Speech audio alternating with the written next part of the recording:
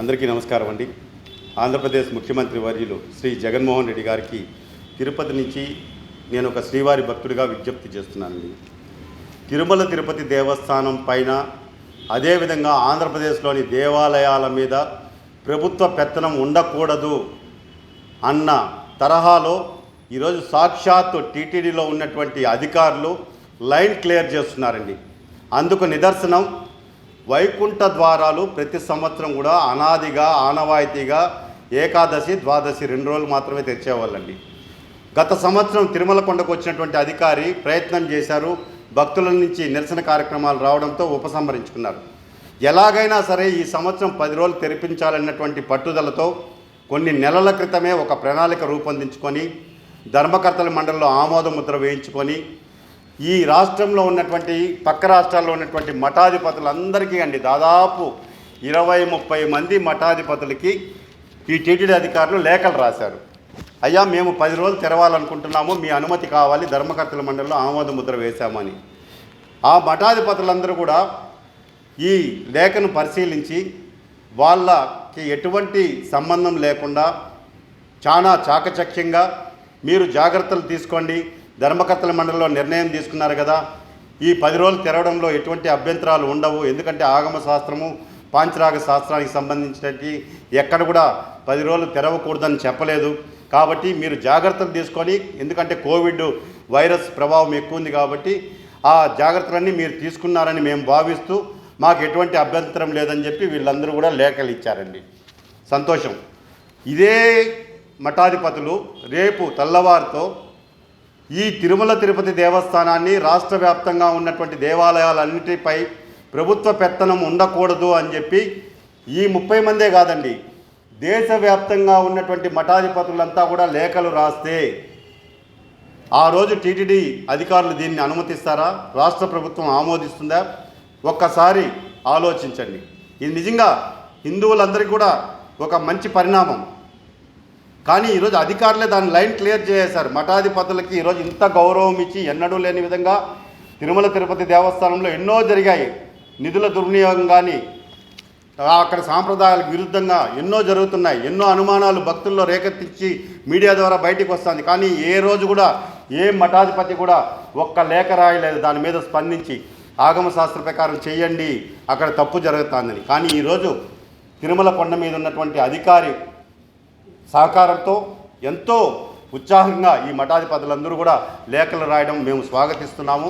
రేపు ఖచ్చితంగా టీటీడీతో పాటు ప్రభుత్వ దేవాలయాలన్నీ కూడా వీళ్ళు స్వాధీనం చేయమంటే ఏ పరిస్థితి ప్రభుత్వం ఎదుర్కోవాల్సి వస్తుందో ఒక్కసారి ముఖ్యమంత్రి గారు ఆలోచించాలని చెప్పి నేను విజ్ఞప్తి చేస్తున్నాను. అదేవిధంగా ఈరోజు వైకుంఠ ఏకాదశి ద్వాదశి 2 రోజులతో పాటు మిగతా 8 రోజులు కూడా ఉంటాయి. కాబట్టి నేను టీటీడీలోని ఈఓ గారు జవహర్ రెడ్డి గారికి, చైర్మన్ వైవి సుబ్బారెడ్డి గారికి, తిరుమల స్పెషల్ ఆఫీసర్ గారికి నేను విజ్ఞప్తి చేస్తున్నాను. మీరు మొదటి 2 రోజులు వైకుంఠ ఏకాదశి ద్వాదశి రోజు ఈ 2 రోజులు ఖచ్చితంగా సామాన్య భక్తులని తిరుపతి తిరుమలలో ఉండే స్థానికులని అనుమతించండి. ఆ రోజు ఆ మొదటి 2 రోజులు ప్రోటోకాల్ పరిధిలో వచ్చే వాళ్ళకి కానీ విఐపి దర్శనాలను పూర్తిగా రద్దు చేసేసేయండి. సెలబ్రిటీలని రానివద్దండి. మంత్రులు కానీ ఎమ్మెల్యేలు కానీ ధర్మకర్తల మండలి సభ్యులు కానీ ఐఏఎస్ అధికారులు కానీ ఎవరు వచ్చినా కూడా ఈ మొదటి 2 రోజులు రావద్దండి అని తిరుమల స్పెషల్ ఆఫీసర్ ఒక ప్రకటన చేసి 3వ రోజు నుంచి విఐపీలని పిలిపించుకుంటారో సెలబ్రిటీలని పిలిపించుకుంటారో మీరు ఆ 8 రోజులు మీరు నచ్చిన వారికి దర్శనం కల్పించండి, మాకు ఎటువంటి అభ్యంతరం లేదు. ఎందుకంటే టీటీడీ పంచాంగం ఏం చెప్తాందంటే టీటీడీ పంచాంగంలో స్పష్టంగా ఇచ్చారు ఆ రోజు శుక్ర ఏకాదశి అని. ఆ రోజు ఖచ్చితంగా వైకుంఠ ద్వారాలు తెరుస్తారు.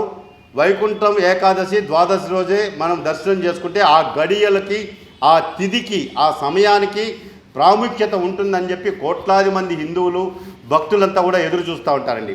కాబట్టి ఈరోజు ఎట్లా 10 రోజుల నిర్ణయం తీసుకునేసినారు కాబట్టి దాన్ని చాలామంది బీజేపీ నాయకులు ఇతర కొంతమంది ప్రజలు సమర్థిస్తున్నారు, కొంతమంది వద్దంటున్నారు. కాబట్టి ఈరోజు మఠాధిపతులందరూ కూడా అంగీకరించారని మీరు చెప్తున్నారు కాబట్టి వాళ్ళు లేఖలు కూడా ఇచ్చారు. కాబట్టి ఆ మొదటి 2 రోజులు స్థానికులకి సామాన్య భక్తులకి అవకాశం ఇచ్చి మిగిలిన రోజుల్లో వీఐపీలని ఎమ్మెల్యేలని మంత్రులను అందరినీ రమ్మనే విధంగా టీటీడీ అధికారికంగా ప్రకటన చేయాలని చెప్పని నేను డిమాండ్ చేస్తున్నానండి. ఖచ్చితంగా మీరు ఏదైతే ఈ పరంపర కొనసాగిస్తున్నారో దాని ప్రకారం రేపు వచ్చే సంవత్సరం మన టీటీడీ పంచాంగంలో కూడా మీరు 2 రోజులు మాత్రమే వైకుంఠ ఏకాదశి ద్వాదశి అని పెట్టున్నారు. అలా కాకుండా 10 రోజులు కూడా ఆ గడియలు వస్తాయేమో మాకు తెలియదు. పండితులు ఉన్నారు, ఆగమ సలహా మండలి ఉంది, ప్రధాన అర్చకులు ఉన్నారు, పెద్ద జీయర్లు చిన్న జీయర్లు ఉన్నారు. వాళ్ళందరినీ సంప్రదించి ఈ పంచాంగంలో కూడా మార్పులు తీసుకొస్తే భక్తులు కూడా అదే విధంగా మిమ్మల్ని అనుసరిస్తారని చెప్పని. ఎందుకంటే టీటీడీ పంచాంగం అంటే ప్రపంచవ్యాప్తంగా కూడా దీన్ని అందరూ కూడా ఫాలో అవుతారండి. టీటీడీ పంచాంగాన్ని తప్ప వేరే పంచాంగాలను ఎవరు కూడా ఫాలో కారు. అలాంటి టీటీడీ పంచాంగంలో ఉన్న దానికి ఈరోజు విరుద్ధంగా మీరు నిర్ణయం తీసుకొని చేస్తున్నారు. కాబట్టి ఆ పంచాంగంలో కూడా మార్పులు తీసుకురావాలని చెప్పని నేను ఒక శ్రీవారి భక్తుడిగా విజ్ఞప్తి చేస్తున్నా. ఇదే విషయాన్ని ఏదైతే మఠాధిపతులంతా కూడా లేఖలు రాశారో ఈరోజు 10 రోజులు అనుమతి ఇవ్వచ్చని, ఇదే తరహాలో రేపు దేవాలయాలపై ప్రభుత్వ పెత్తనం ఉండకూడదని చెప్పని ఈ భారతదేశంలో ఉన్నటువంటి విహెచ్పి కానీ బజరంగ దళ్ కానీ అదేవిధంగా హిందూ సనాతన ధర్మాన్ని కాపాడే మఠాధిపతులు పీఠాధిపతులు అందరూ కూడా ఒకే వేదికపైకి వచ్చి రేపు లేఖలు రాసి ప్రభుత్వ అనుమతులు కోరాలని చెప్పని నేను విజ్ఞప్తి చేస్తున్నానండి. ఓం నమో వెంకటేశాయ గోవింద.